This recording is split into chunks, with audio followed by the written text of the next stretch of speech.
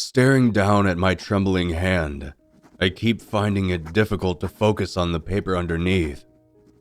My third cigarette in the last 10 minutes had burnt down to my left knuckle, but I can't seem to bring myself to release it. The only server in the diner this late, an older woman with a kind smile, keeps sparing me glances of concern. I suppose she was a bit taken aback by my sudden appearance into the diner, smelling of smoke with a wild look about me. I was aware that my current appearance might have drawn the curious eye of some of the patrons, but I was hoping that they got enough crazy characters coming through here that my presence would be dismissed. Though aside from myself, the server and who I assume to be the cook in the back, the only other patron is a man sleeping in the booth on the far end of the diner. I keep making these benign observations because it provides me with a bit of reprieve from thinking about the events leading up to me sitting here. Though my purpose for coming here was to collect my thoughts, and through recollection, try to determine what to do next. I've lived in the same exact house for the majority of my life. It was my parents until they wanted to retire somewhere with a bit more atmosphere. I honestly didn't understand their reasonings, but they ended up leaving the house to me. The house sat on 10 acres of land, and it brushed up against 2 adjacent farms. Our home used to belong to a farmer, but he passed away, and the house was placed on the market when my parents purchased it during my early years. One of the neighboring farmlands actually used to belong to the house's original owner, but I guess that land had been sold off to someone willing to work the land. My parents didn't mind as they weren't looking to take up the shovel. They were just looking for a quiet slice of the South to call their own. They left the house to me, an unexpected yet welcomed gift. Years progressed and life was peaceful, albeit a tad lonely. I was never really a social person, even in my youth. Friends came and went like the passing seasons, and I couldn't be bothered to seek out new friendships. Most of my social life comprised of me working. I wasn't unfriendly to my coworkers, but my work was always my priority. The occasional invitation to a gathering of sorts fell off as I rarely took days off. This was becoming apparent to my supervisor, who looked at me with uncertainty. He spoke how grateful he was for my efforts, but for all my years working here, I had never taken a vacation or even a single sick day. His worry for my health was apparent, though I showed no signs of fatigue. About a month and a half ago, he came to me and told me that he wanted me to take a bit of time off. This came as a bit of a surprise, and before I could object, he held up a hand and told me that there was more to life than simply working non-stop. I withheld my objection, and he began rambling about enjoying the simpler things in life. He said that I needed a break, and that stress was not always a visible thing. With a heavy sigh and not wanting to hear him go off on another tangent, I agreed to take some time off. Almost immediately, it became apparent that I had no hobbies or desires outside of working. My life up until then was plagued by routine, and once that routine had vanished, I was left in the dark, so to speak. At first, I spent a few days mindlessly binge-watching television until I couldn't stand the repetition. I then decided to start walking around my property outside. I felt getting a bit of fresh air every day would do me some good and give me a bit of perspective. During the mornings, I'd walk down to the mailbox that stood at the end of my long driveway, and in the evenings, I'd wander around the edges of the fields.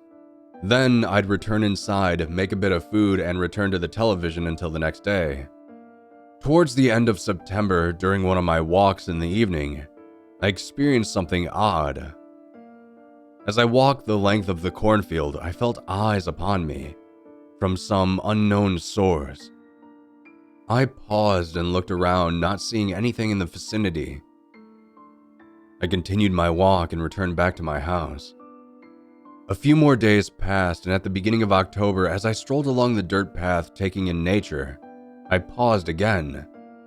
In the other field across from the one I was currently standing next to, where I had previously felt someone looking at me, I could see someone standing next to it. The sun was dimming, so it was quite difficult to make out who it was. But as I stood there staring, I watched as it slowly faded back into the cornfield, disappearing from view.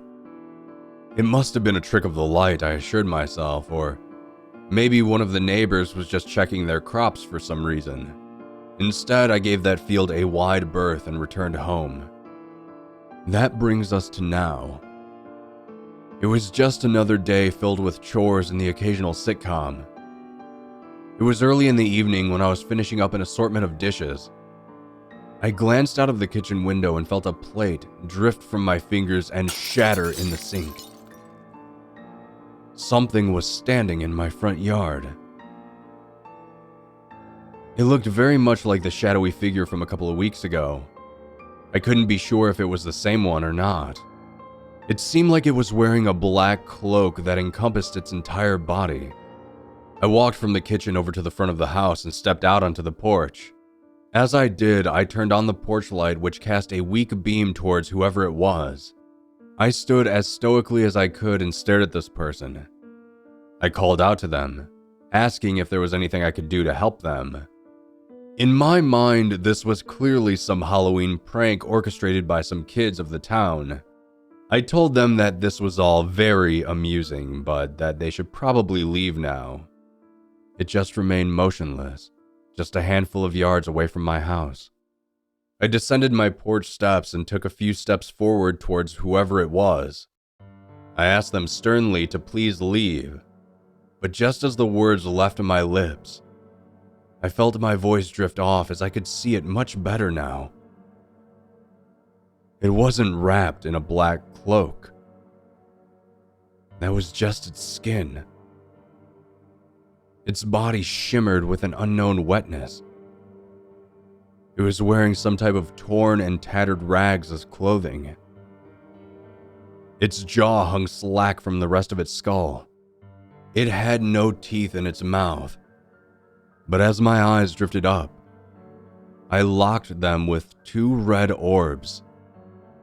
The eyes had two black crosses for pupils that seemed to stare towards the ground.